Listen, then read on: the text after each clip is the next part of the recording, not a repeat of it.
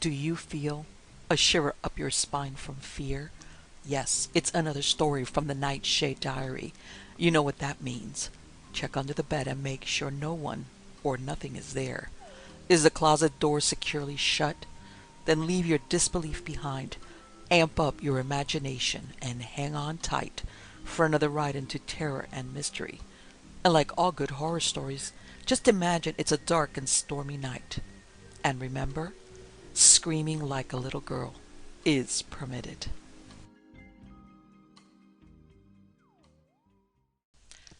The Yellow Cat by Michael Joseph.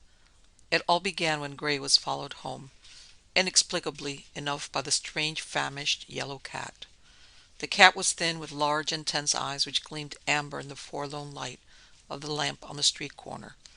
It was standing there as Gray passed, whistling dejectedly, for he had a depressing run of luck at Granny's tables, and it made a slight piteous noise as it looked up at him.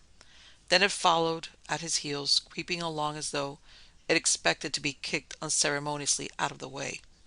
Gray did, indeed, make a sort of half-threatening gesture when, looking over his shoulder, he saw the yellow cat behind. "If you were a black cat," he muttered, "I'd welcome you. But get out." The cat's melancholy amber eyes gleamed up at him, but it made no sign and continued to follow. This would have annoyed Gray in his already impatient humor, but he seemed to find a kind of savage satisfaction in the fact that he was denied even the trifling consolation of a good omen. Like all gamblers, he was intensely superstitious, although he had had experience in full measure of the futility of all supposedly luck-bringing mascots. He carried a monkey's claw sewn in the lining of his waistcoat pocket, not having the courage to throw it away. But this wretched yellow cat that ought to have been black did not irritate him as might have been expected. He laughed softly, the restrained, unpleasant laugh of a man fighting against misfortune. "Come on, then, you yellow devil, we'll sup together." He took his gloveless hand from his coat pocket and beckoned to the animal at his heels, but it took as little notice of his gesture of invitation as it had of his menacing foot a moment before. It just slid along the greasy pavement, covering the ground noiselessly, not deviating in the slightest from the invisible path it followed, without hesitation. It was a bitterly cold, misty night, raw and damp. Gray shivered as he thrust his hand back into the shelter of his pocket and hunched his shoulders together underneath a thin coat that afforded but little protection against the cold. With a shudder of relief, he turned into the shelter of the courtyard, which lay between the icy street and the flight of stairs which led to his room. As he stumbled numbly over the rough cobblestones of the yard, he suddenly noticed that the yellow cat had disappeared. He was not surprised, and gave no thought whatever to the incident until a few minutes later, at the top of the ramshackle stairs, the feeble light of a hurricane lamp revealed the creature sitting, or rather lying, across the threshold of his door. He took an uncertain step backward. He said to himself, "That's odd." The cat looked up at him impassively with brooding, sullen eyes. He opened the door, stretching over the animal to turn the crazy handle. Silently the yellow cat rose and entered the shadowy room. There was something uncanny, almost sinister, in its smooth, noiseless movements. With fingers that shook slightly, Gray fumbled for matches, struck a light, and closing the door behind them lit the solitary candle. He lived in this one room, over a muse which had become almost fashionable, since various poverty-stricken people, whose names still carried some weight with the bourgeois tradesmen of this Mayfair backwater, had triumphantly installed themselves, and Gray turned it skilfully to account when he spoke with casual indifference of the flat he occupied, next to Lady Susan Tyrrell's. Gray, although he would never have admitted it, was a card-sharper and professional gambler. But even a card-sharper needs a little ordinary luck. Night after night he watched money pass into the hands of the pigeons, ignorant, reckless youngsters, and foolish old women who, having money to burn, ought by all rules of the game to have lost. Yet when playing with him, Gray, a man respected even among the shabby fraternity of those who lived by their wits, they won. He had turned to roulette, but even after a percentage of interest in the bank, he had left. His credit was exhausted. Granny herself had told him he was a regular Jonah. He was cold, hungry, and desperate. Presently his clothes, the last possession, would betray him, and no longer would he be able to borrow the casual trifle that started him nightly in his desperate bout with fortune. His room contained a wooden bed and a chair. A rickety table separated them. The chair served Gray as a wardrobe. On the table stood a candle with a few used matches, which he used to light the cheap cigarettes he smoked in bed. The grease had a habit of adhering to the tobacco when the candle was used, and Gray was fastidious. The walls were bare save for a cupboard, a pinned-up Sporting Life racing calendar, and two cheap reproductions of Kirchner's Mignonets. There was no carpet on the floor. A piece of linoleum stretched from the empty crate to the side of the bed. At first Gray could not see the cat, but the candle-gathering strength outlined its shadow grotesquely against the wall. It was crouched on the end of the bed. He lighted one of the used matches and lit the small gas ring, which was the room's sole luxury. Gas was included in the few shillings he paid weekly for rent. Consequently, Gray used it for warmth.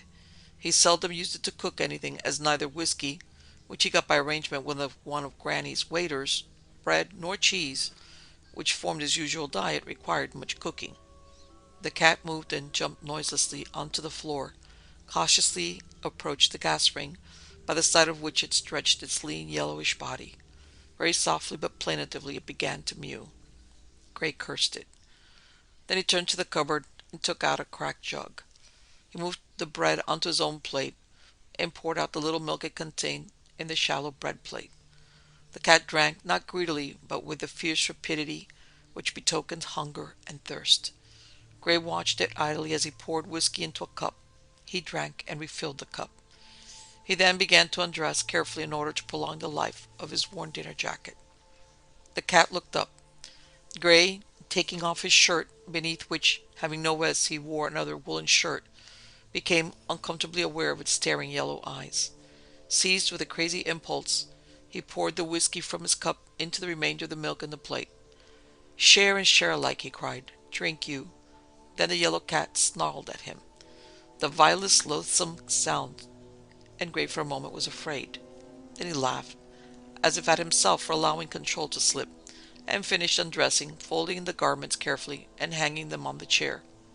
The cat went back to its place at the foot of the bed, its eyes gleaming warily in Gray's direction. He restrained his impulse to throw it out of the room, and clambered between the rough blankets without molesting it. By daylight the cat was an ugly misshapen creature. It had not moved from the bed. Gray regarded it with amused contempt. Usually the morning found him profoundly depressed and irritable. For some unaccountable reason he felt now almost light-hearted.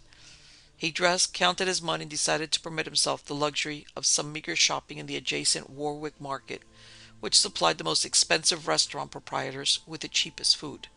Nevertheless, it was an accommodating spot for knowledgeable individuals like Gray.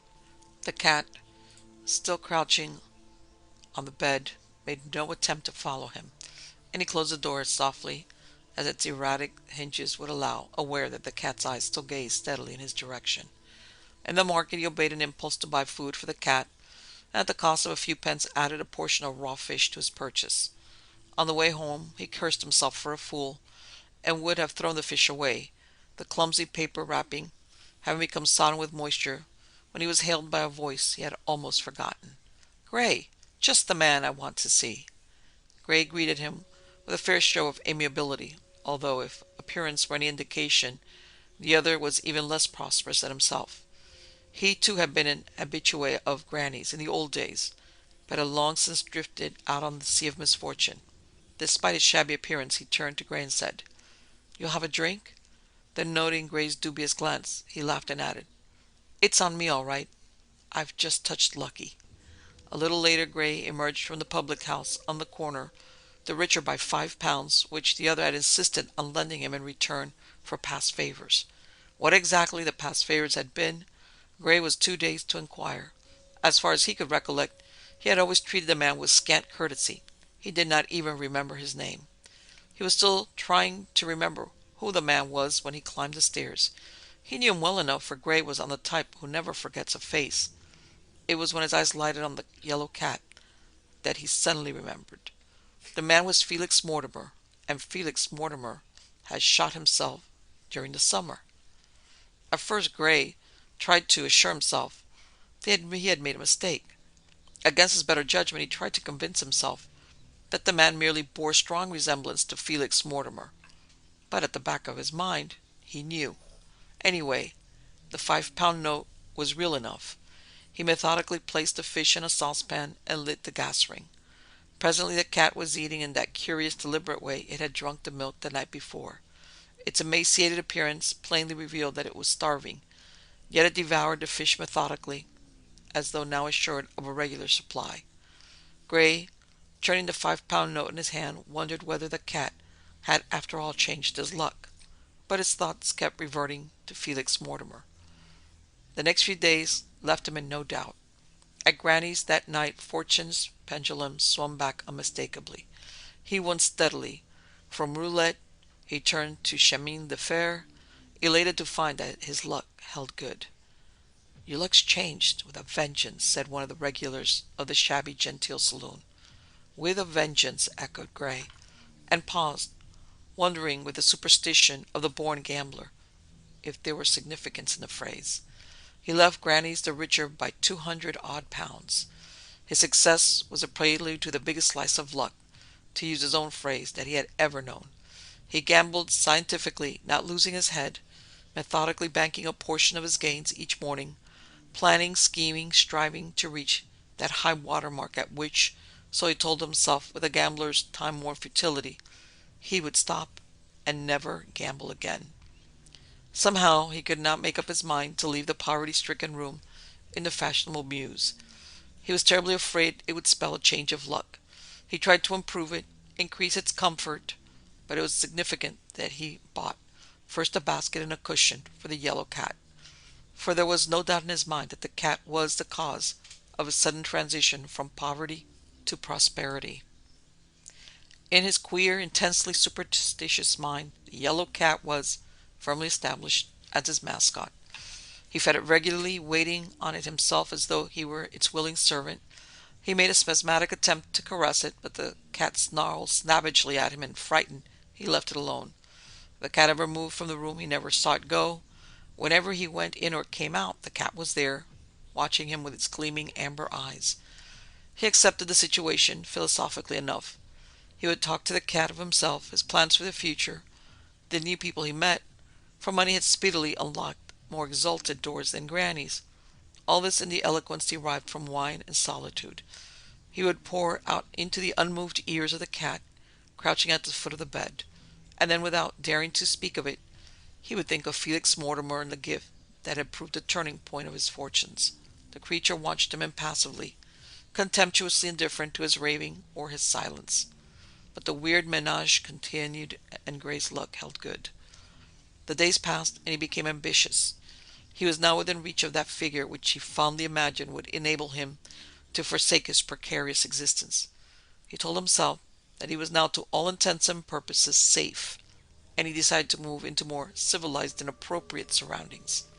Nevertheless, he himself procured an expensive wicker contraption to convey the yellow cat from the garret to his newly acquired, and by contrast luxurious, maisonette. It was furnished in abominable taste, but the reaction from sheer poverty had its effect, and then he had begun to drink more than was good for a man who required a cool head and a steady nerve for at least part of the day, which was really night. One day he had cause to congratulate himself on his new home, for he met for the first time in his 30-odd years of life a woman. Now Gray divided women into two classes. There were the regulars, soulless creatures with a gambler's fever and Crook's alphabet, and pigeons, foolish women, some young, most of them old, who flourished their silly but valuable plumage to be plucked by such as he. But Elise Dyer was different. She stirred his pulses with a strange, exquisite sensation. Her incredible fair hair, flaxen as waving corn, her fair skin, her deep violet eyes, and her delicate carmine mouth provoked into him a state of unaccustomed bewilderment. They talked one night of mascots.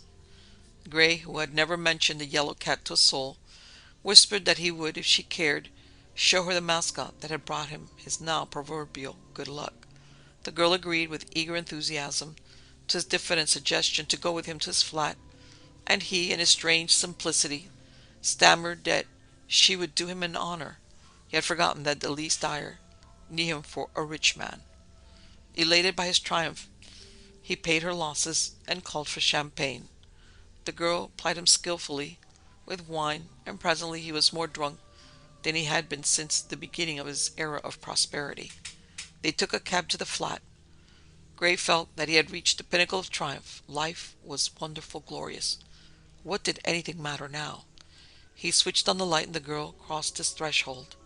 The room which they entered was lavishly illuminated, the light shaded into moderation by costly fabrics.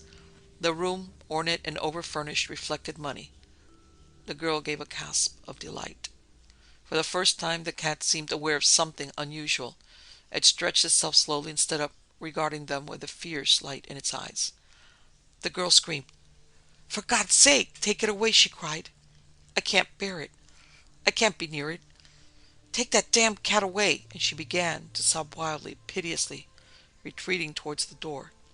At this Gray lost all control, and cursing wildly, shouting bestial things at the oncoming animal, seized it by the throat. Don't cry, dearie," panted Gray, holding the cat. "I'll settle this swine soon enough. Wait for me." And he staggered through the open door. Gray ran through the deserted streets. The cat had subsided under the clutch of his fingers and lay inert, its yellowish fur throbbing. He scarcely knew where he was going. All he realized was an overwhelming desire to be rid of the tyranny of the wretched creature he held by the throat. At last he knew where he was going. Not far from Gray's new establishment ran the Prince's Canal, that dark, sluggish stream that threads its way across the fashionable residential district of the outlying West. To the canal he ran, and without hesitation he threw the yellow cat into the water. The next day he realized what he had done. At first he was afraid, half hoping that the superstitious spasm of fear would pass. But a vivid picture swam before his eyes, the broken surface of a sluggish stream. "You're a coward," she taunted him. "Why don't you act like a man? Go to the tables and see for yourself that you can still win in spite of your crazy cat notions." At first he refused, vehemently, but it gradually dawned on him that therein lay his chance of salvation. Once let him throw down the gauntlet and win, and his peace of mind would be assured. That night he received a vociferous welcome on his return to the Green Baize Club. It was as he feared. He lost steadily. Then suddenly an idea came to him. Supposing the cat was still alive? Why hadn't he thought of that before? Why, there was a saying that every cat had 9 lives. For all he knew, it might have swum safely to the bank and got away.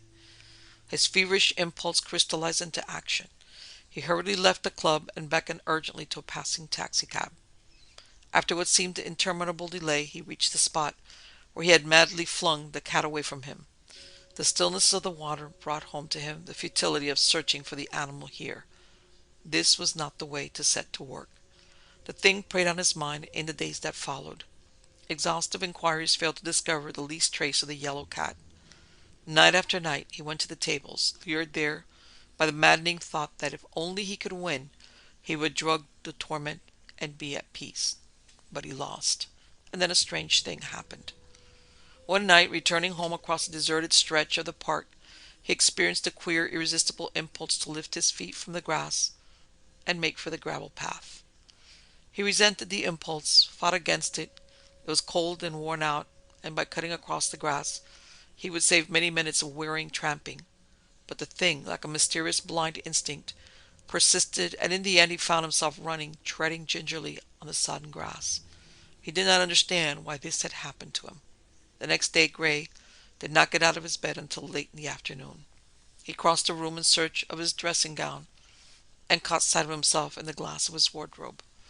Only then did he realize that he was clambering over the floor with his head near the carpet, his hands outstretched in front of him.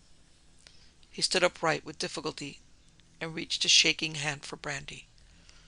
It took him 2 hours to struggle into his clothes, and by the time he was ready to go out, it was nearly dark. He crept along the street. The shops were closing. He saw nothing of them until he reached the corner where he had halted abruptly, with a queer sensation of intense hunger. On the cold marble before him lay unappetizing slabs of raw fish. His body began to quiver with suppressed desire. Another moment and nothing could have prevented him seizing the fish in his bare hands, when the shutters of the shop dropped noiselessly across the front of the sloping marble surface. Gray knew that something had happened, that he was very ill. Now that he could not see the vision of the yellow cat, his mind was a blank. Somehow he retraced his footsteps and got back to his room. The bottle of brandy stood where he had left it. He had not turned on the light, but he could see it plainly. He dragged it to his lips. With a crash it went to the floor, while Gray leapt into the air, savage with nausea. He felt that he was choking. With an effort he pulled himself together to find that it was beyond his power to stop the ghastly whining sound that issued from his lips. He tried to lift himself onto the bed, but in sheer exhaustion collapsed on the floor, where he lay still in an attitude not human. The room lightened with the dawn, and a due day passed before the thing on the floor moved. Something of the clarity of vision which comes to starving men now possessed him. He stared at his hands. The fingers seemed to have withered, the nails had almost disappeared, leaving a narrow streak of hornish substance forming in their place. He tore himself frantically towards the window. In the fading light he saw that the backs of his hands were covered with a thin, almost invisible surface of coarse, yellowish fur. Unimaginable horror seized him. He knew now that the scarlet thread of his brain was being stretched to breaking point. Presently it would snap. Unless the yellow cat alone could save him. To this last human thought he clung in an agony of terror. Unconscious of movement, he crept swiftly into the street, his shapeless eyes peering in the darkness which surrounded him. He groped his way stealthily towards the one place which the last remnant of his brain told him might yield the secret of his agony. Down the silent bank he scrambled headlong towards the still water. The dawn's pale radiance threw his shadow into a grotesque pattern. On the edge of the canal he halted, his hands embedded in the sticky, crumbling earth, his head shaking, his eyes searching an agonized appeal into the depths of the motionless water. There he crouched, searching, and there in the water he saw the yellow cat.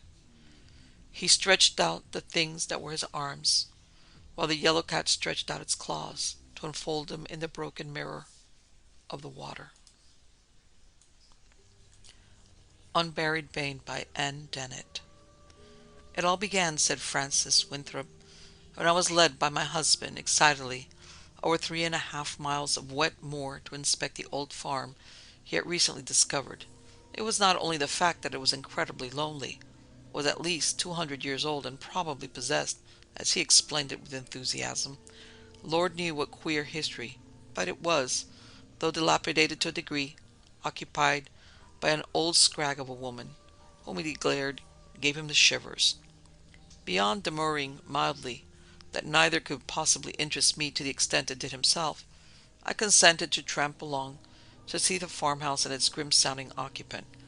I had discovered long ago, in the early days of my marriage, that it was not everything to be the wife of a popular playwright, one, moreover, who specialized in those of a sensational character, and was consequently ever on the lookout for likely material.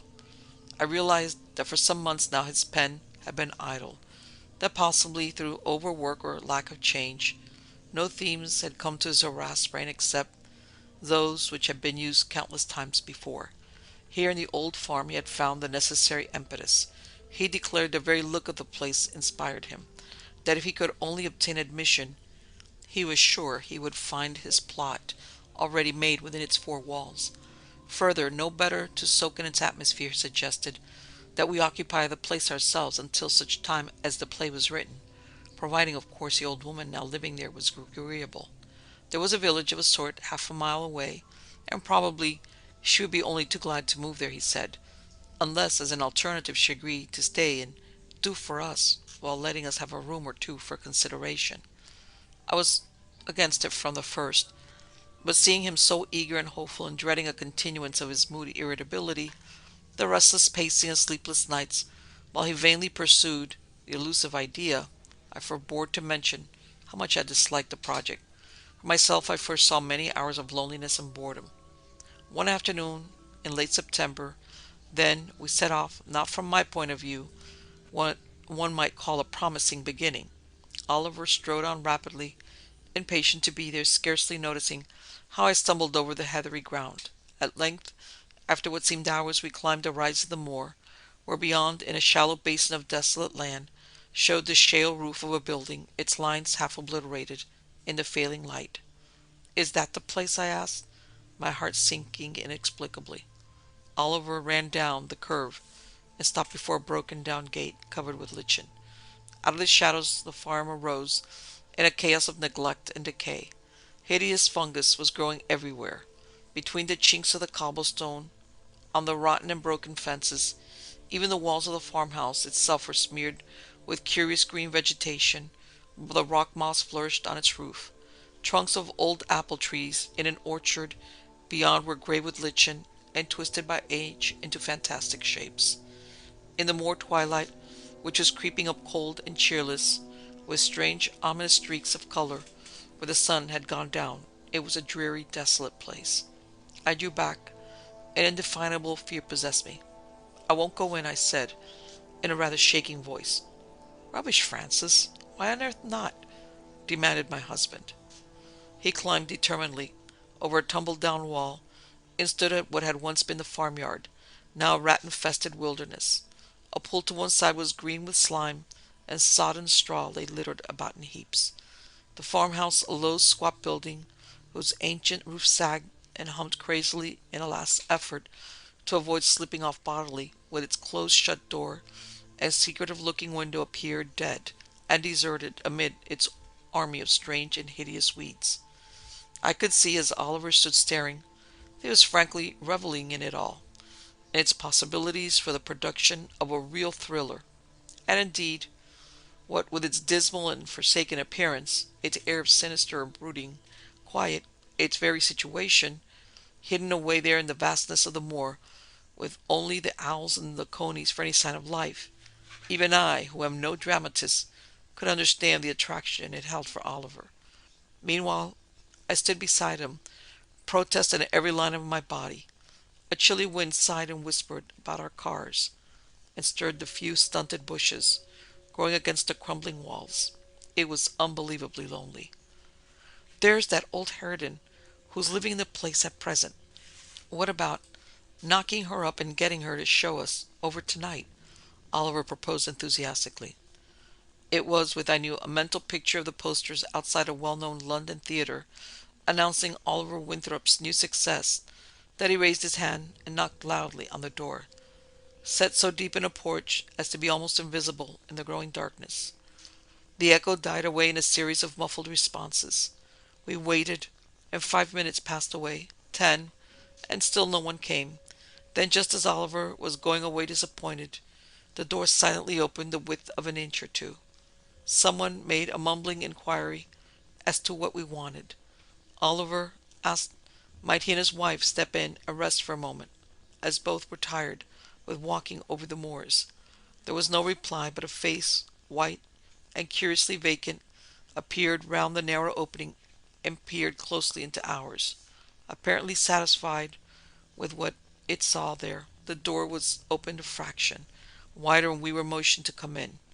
We bent our heads low and entered a dark, flagged passage, then into another door, which led into a black raftered kitchen, dimly illuminated by the waning daylight that came in through a window covered with dirt and cobwebs. 2 chairs were pushed out ungraciously. We seated ourselves. I looked around uneasily, with a creeping aversion. The misshapen old creature who lived there was surely the most silent thing I had ever seen, and also the most repulsive. So bloodless, so emaciated was her face, with one shoulder held higher than the other, so that her body was awry, and her gait a twisted seesawing motion. There was something supernatural about her, something quasi-human, that went with the brooding house, the lonely moor, and the night winds that swept blackly about it. She stood with a pallid watchfulness, silently waiting for us to speak. "Do you not find life here very lonely?" I observed at length, unable to bear any longer the heavy silence, the shadowy room, and the odor of damp and decay that hung declaimingly about. Her voice, a thin, bodiless whisper, replied she was never lonesome. She was one that preferred her own company. "You live here, then, quite alone?" said my husband, rising as he spoke to put a match to the old-fashioned lamp that stood on the table, and received a nodded permission. "Ah, is quite alone except for my thoughts and my girt old black cat." She gave him a strange, unfathomable look from her sightless-looking eyes, and as she moved, so the figure of the cat, sitting motionless in the gloom behind her, came into view, its eyes glittering greenly. The shadows grotesquely outlined against the wall on a sudden rose up till they touched and spread along the ceiling and appeared to crouch menacingly over our heads. Nervously I averted my gaze, but found it riveted instead on the face of the attenuated old creature standing opposite us. It was with a shock that I really saw that countenance for the first time. So fleshless the bones showed beneath its covering of skin, an expression both fixed and mask-like, a wide and lipless mouth, no eyebrows, eyes sunken in discolored sockets, a nose with the left nostril black and closed, and one or two crooked and pointed teeth. A tremor of repugnance shook me from head to foot. She was horrible, unnatural. It took all my willpower not to rise up from the seat and run from the house, there and then. Might I inquire why the farmhouse has been allowed to fall into its present neglected condition, which obviously is a matter of some time?" Oliver inquired at this point. "Ah," mumbled the old hag vaguely, as if she were a little hard of hearing. Her speech, a sequence of inarticulate sounds, was faint and difficult to understand. "But a power of years ago it was a proper fine farm, but they do say as how it were the scene of terrible deeds, and now neither man nor maid will come a nigh in after the dimps, and if it weren't for me, nobody live in it." An eerie sound moved in her throat, which faintly resembled a chuckle, an amusement not shared by Oliver and myself. It was a sound that seemed full of a hidden meaning, and sent a cold shiver down my spine. "Which is Bane, they calls the farm round these here parts, or maybe 'tis Wolf's Bane. I disremember now, on account o' they weeds, I reckon," she gibbered with a silent person's garrulity. "But for certain sure, they mortal feared to come down along because o' Thicky. But come long up over, and then I'll show it to ye." There was something almost frightful in her smooth, noiseless movements, as she twisted from side to side, in ceaseless contortion.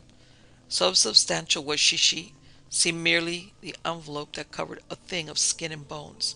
She led us upstairs first, up a rickety staircase, impossibly steep and damp, into several empty bedrooms, all with low and sloping ceilings, crossed by heavy black beams, and within the tiniest of windows that had the appearance of being sealed, so long unopened did they look. The floors, too, had a downward tilt and sagged as one stepped upon them.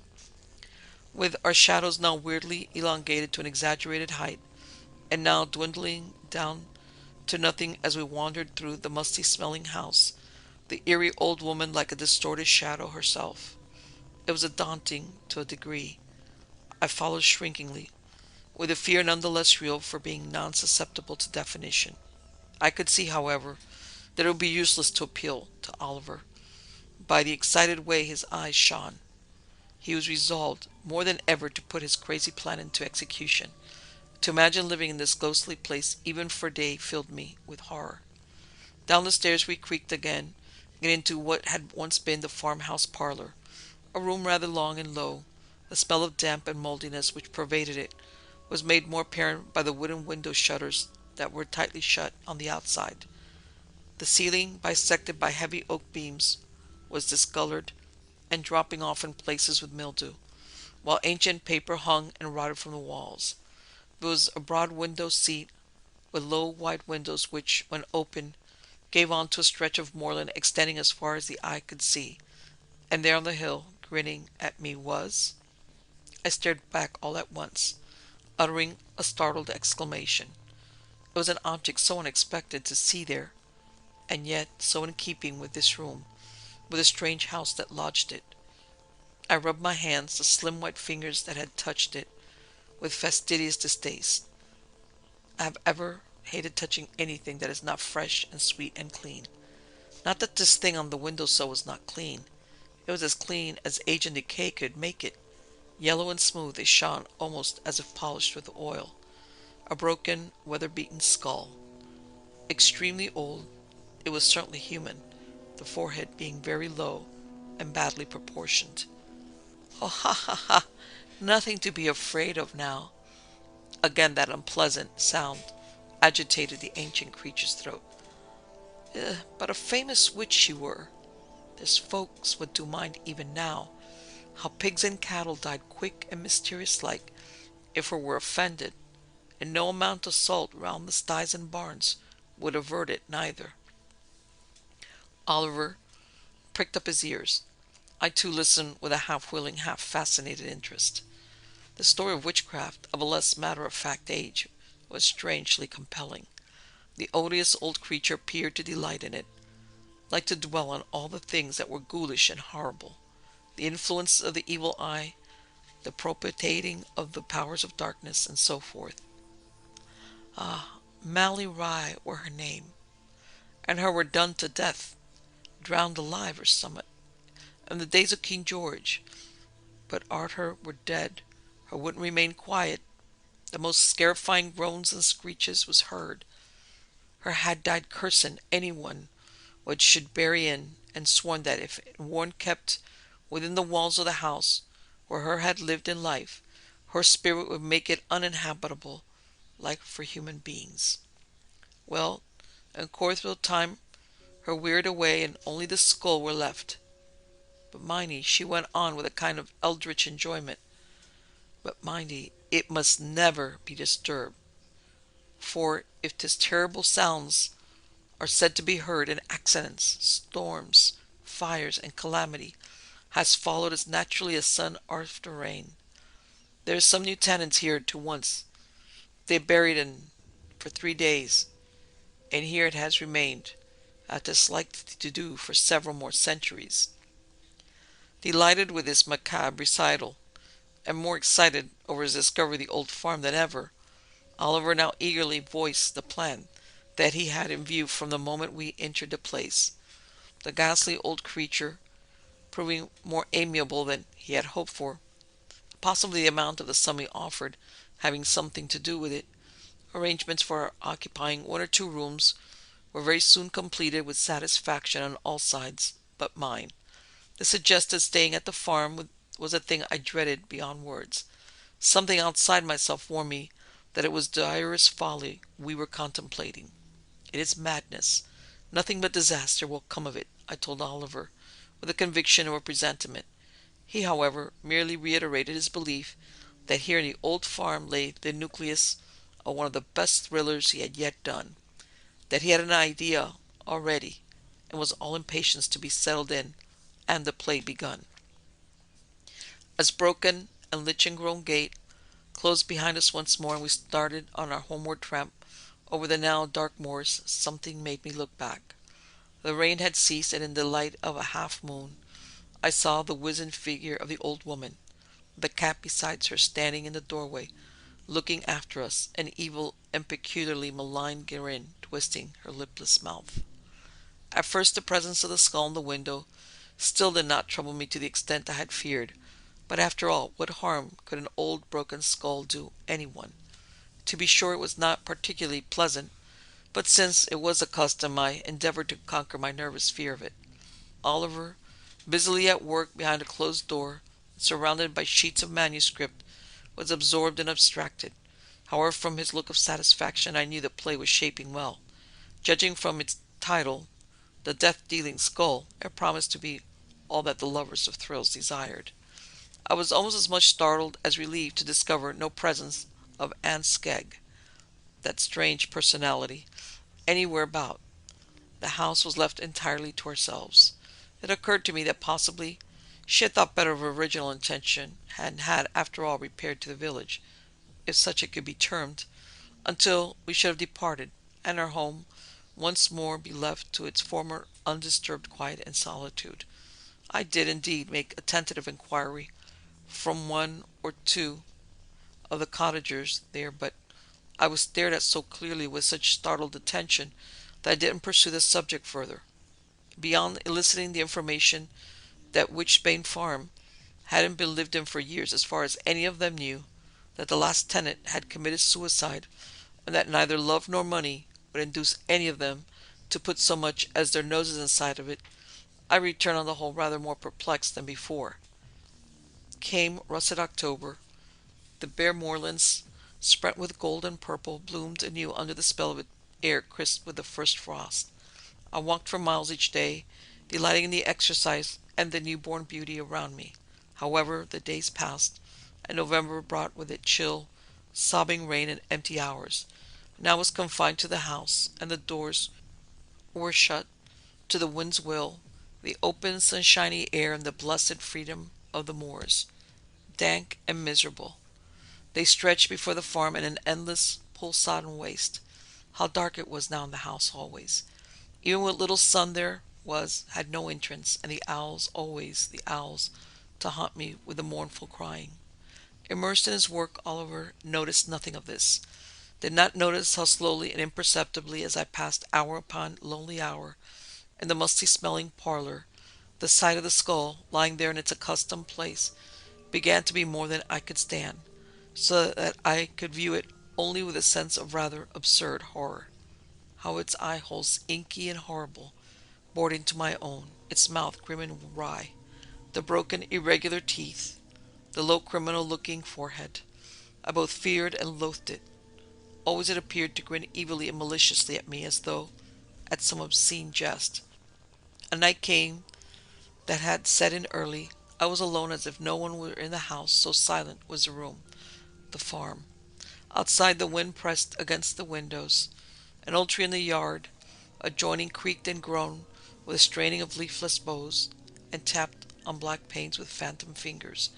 The old parlor seemed dingier and even more gloomy, was a place of shadows. The only light was that cast dimly by a hurricane lamp, beyond its narrow circle, into the dark corners of the room.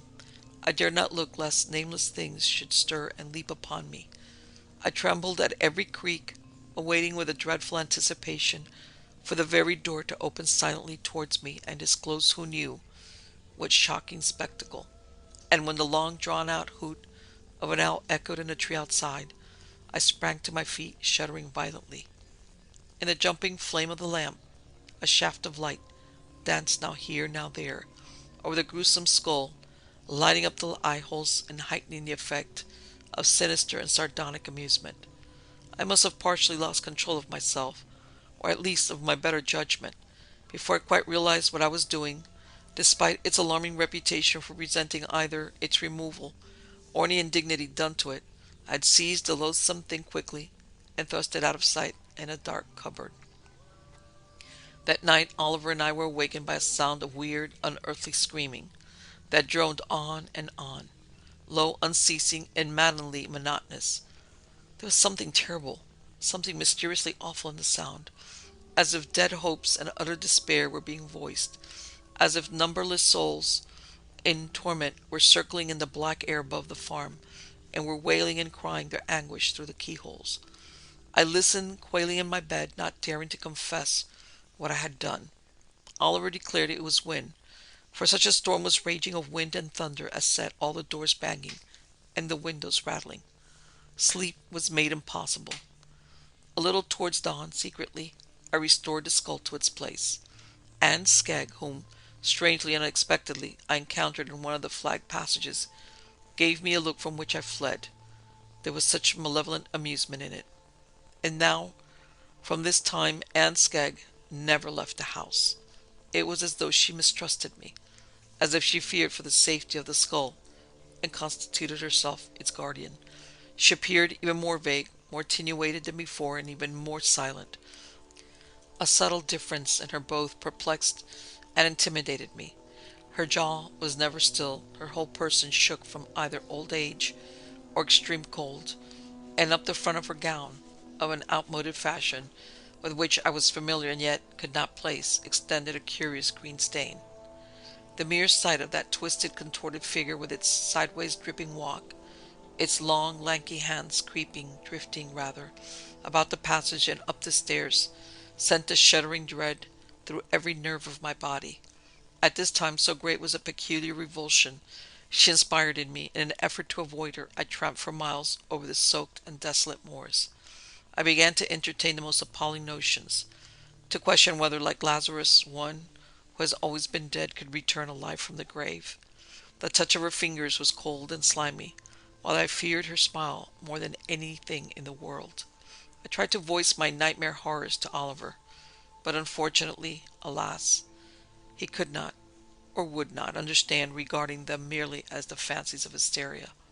The play was almost finished. Triumphantly, the last scene was completed. He announced his intention of going up to London with a view to its early production. I heard him with a thrill of unreasoning terror. "Let me come with you," I begged. "I cannot and will not stay here in this dreadful house alone." He demurred. "I shan't be gone more than a few days. A week at the most," he said. "Now be sensible. What on earth are you so alarmed about?" I could only stammer out something inadequate like, "A big lonely house, the moors, and the owls, and Anne Skegg." "What has poor misshapen Anne Skegg done?" he scoffed. "She can't help her peculiarities. The old thing's a perfectly harmless, though I must admit rather fearsome looking object.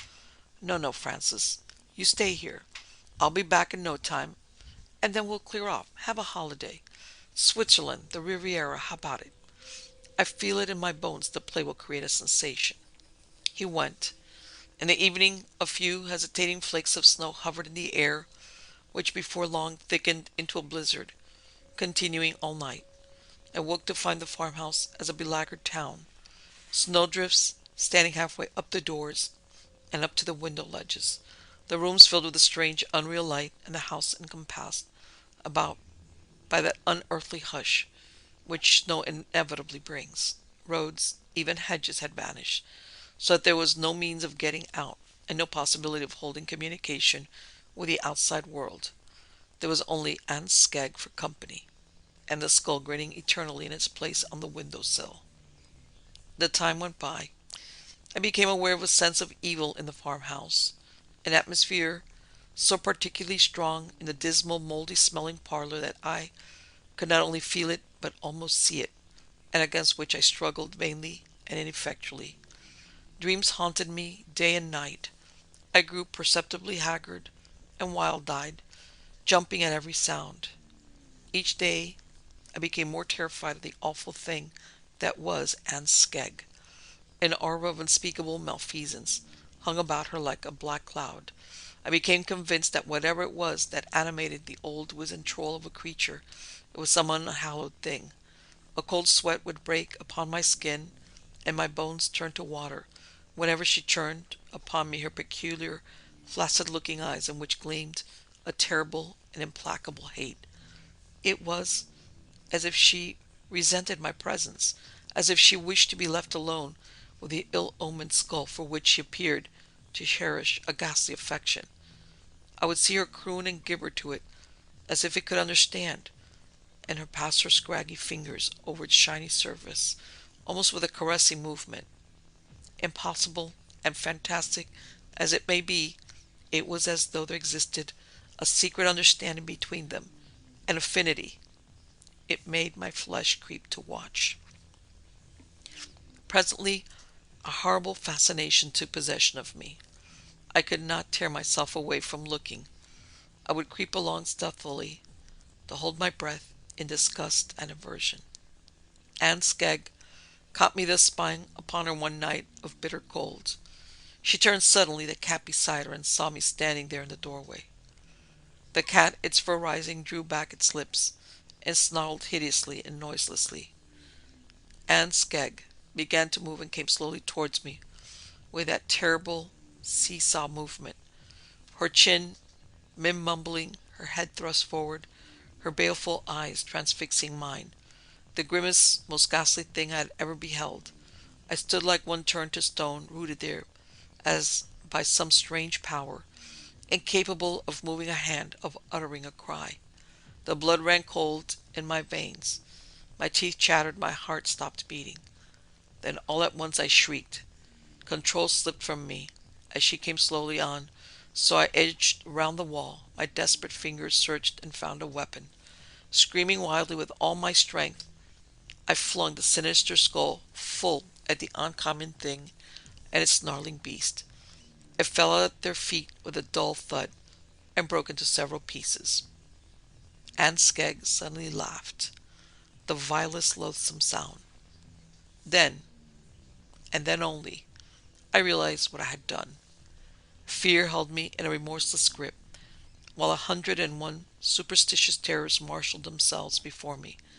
Instances of other things, other happenings when the skull had been disturbed or been made to suffer any indignity, shocking enough, rose to my mind, but I, with incredible folly, had reduced it to nothing but a heap of splintered bone.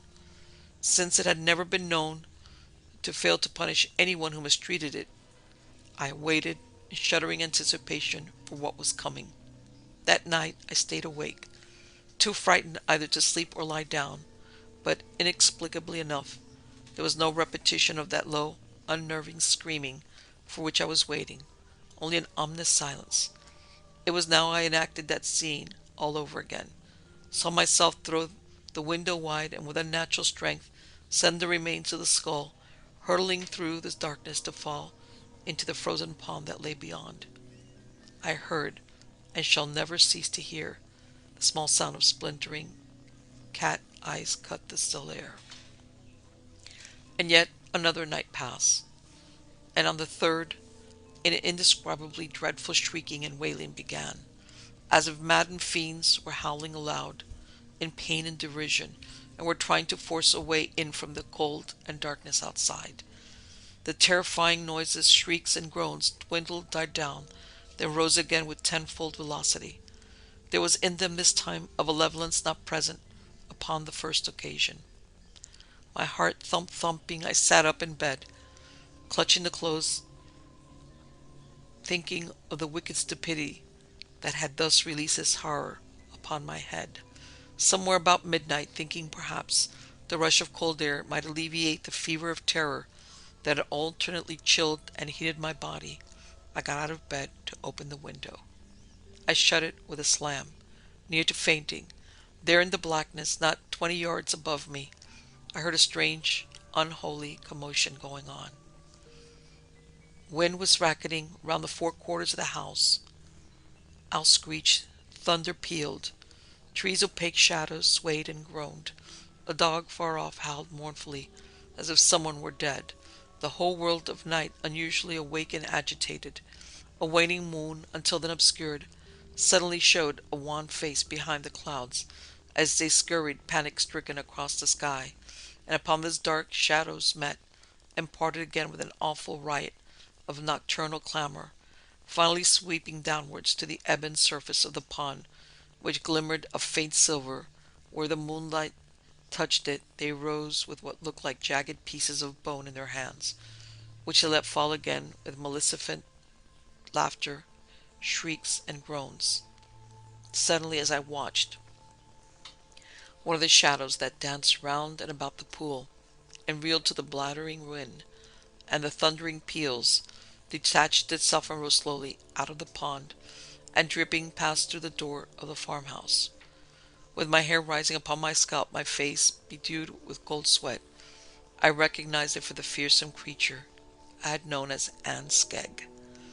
I knew now, with a hideous certitude, that she was dead, had always been dead, that she was the terrible Mally Rye herself, who by some devilish power still walked the earth, drowned but living. Beyond question I knew too that I was there alone, to pit my puny strength against the power of darkness which my action of destroying the skull had released. Those powers which had been in abeyance so long as the sinister relic was neither moved nor harmed, now manifested themselves with tenfold force. Nightly the uncanny shrieks and groans went on, making sleep impossible. Abating during the day, the din was merely a low monotone that droned ceaselessly and monotonously in my ears. rising to howl and batter round the house on the approach of the dusk hours. Nightly the unholy play with the broken pieces of the skull was enacted over the dark water of the pool, and ever again that old twisted corpse, which was animated by the vengeful spirit of Mali Rai, rose dripping out of the pond and vanished into the shut door of the farmhouse. Meanwhile the snow still held, coming in foot after foot of unbroken whiteness. The lines of the farm were obliterated, the roads impassable. There was no sun and no ceasing of the biting chill. With every hour my soul became more benumbed by fear. The scarlet thread of my brain stretched to breaking point. The climax came suddenly, following on the heels of Oliver's return, the snow having at length melted sufficiently to allow him to cross the moors with great difficulty. Upon seeing him plowing toilsomely through the farm, I tottered to the door, overcome with relief. He exclaimed aloud in shocked surprise upon seeing my altered looks, the shadow of myself that I had become. The next moment I crumpled up in a heap at his feet. "For God's sake, what is it? What has been happening here while I have been away?" he demanded, as once more consciousness returned, and I sat up weak and shaking. The tale was soon gasped out. He listened in growing consternation, his face paling in spite of himself. "Perhaps it is not too late even now," he said at length, with an uncontrollable shiver. "The pond is not deep. I will fetch a lantern." He went to the door and threw it open. What are you going to do?" I started up, full of a nameless apprehension. "Do? Why, fish the skull up again, of course. We must restore it, bind the pieces together, appropriate the powers of darkness at once, now." His tongue clove to his mouth. His body stiffened as slowly, step by step, through the door came drifting the horror that had once been Anne Skegg. There it stood, its face a cadaverous blue, its long fingers cold with the cold of death, its eyes grown empty hollow, the rank odor of stagnant water about its clothes, and on its thumb a long black hook, like the hook of a bat. Oliver shrieked aloud in an agony of fear. The thing smiled, the most hideous diabolical smile, and moved soundlessly on. Upon the floor, where its feet passed, were patches of green slime. As we retreated, so the thing followed, advancing with a fearful malignity on its skull-like face, hard-pressed, stark with terror and the icy cold that radiated from it. I knew now the last scene was to be played to its appointed end. Slowly, foot by foot, we fell before it. Oliver, lamp in hand, his expression one of frozen steadfastness, holding that terrible and basilisk gaze, was the last thing I saw before I sank down insensible for the second time. When I came to, the room was empty, but a rush of cold air was blowing in through the open window. I ran out into the deepening night, crying, "Oliver! Oliver!" But there was no reply. The yard was deserted and empty. Already that eldritch drone was rising and skirling around the house. Slowly I re-entered and sat in horrible suspense, awaiting his return.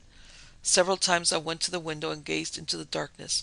Once I fancied I heard a faint cry, but attributed it to overwrought nerves. I moved restlessly about the room, too frightened either to stay in that haunted house or brave the unknown perils outside. At last, finding the suspense unendurable and clutching at all the remnants of my courage, I went out in search of him. Wind like water swept cold and black. Lightning, although it was midwinter, cut the inky darkness of the heavens. The night was full of sound. Thunder peal upon thunder peal rumbled and rolled along the tors. The air was close and unnaturally oppressive. I called repeatedly with a sense of impending calamity. "Oliver! Oh, Oliver, answer me! Answer me!" But found no replying voice came to my straining ears. I went on fearful, stumbling, and then there came, borne on the wind, a piercing cry, as if someone were in deadly danger. "Oliver! Oliver!" I cried again, and then I saw a sight that has scarred itself indelibly upon my eyeballs. In the eerie light of the hurricane lamp that lay fallen on its side on the snowy brink of the pond, the great curtain of the night beyond, I saw Oliver, beaten back till he stood in its very water, still keeping at bay that thing of ghastly terror. My heart hammered against my ribs. My breath came and went in great gasps as I stood there staring. So fearful was the sight, so dire my foreboding. In the waving, fluttering light of the damp, I saw with dread the thing advancing and receding, but always coming nearer, draw close with deadly purpose, one gaunt arm outstretched. I saw Oliver's white face thrown back, his eyes almost staring out of his head with fear and loathing, staring into the eye holes where hers had been. Finally, with a despairing gesture, he threw up his arms, covered his eyes, shrieked out, "Drown, witch fiend! Whatever you are! In the name of the devil, drown!" On a sudden there sprang up a moaning gust of wind. The eldritch skirling rose to a howl. The heavens opened. There came a flash of lightning, intense blue. I saw the horror shiver, bend, and sink down. The black water of the pool quiver. Then, even as I looked, above his head hovered something foul, something unspeakably awful, with vast leathery bat pinions and hooked feet. Even as a cry of terror broke from me, struggling helplessly and unavailingly, he was enveloped in the shadow of the dark wings, caught up, and finally disappeared from sight into the black and howling vault above. With that, thunder crashed peal upon peal. There was a sound as of the world wailing in anguish, a sound as of demonic laughter, triumphant and utterly vile. Something shrieked, shrieked and shrieked again above the clangor. I heard it, hear it still, then blindly I turned and ran on, mile upon mile over the snowbound moors. Notice, having been brought to the doctor, of an out-of-the-way village of a woman seen wandering about, whose actions and strange appearance excited the suspicions of the villagers, I was certified and confined to an asylum as hopelessly mad. There are people who think I am still, or afraid to let me out, after having spent 30 years of my life behind high, imprisoning walls. Oliver? He was found, inexplicably burnt and almost unrecognizable, his face scarred and scarred again, as with great claws. Well, goodbye, goodbye. If you must go, thank you for coming to see an old woman like me. I'm quite sane, quite normal, only I behave strangely if I see a bat. I've forgotten why now. It's all going again.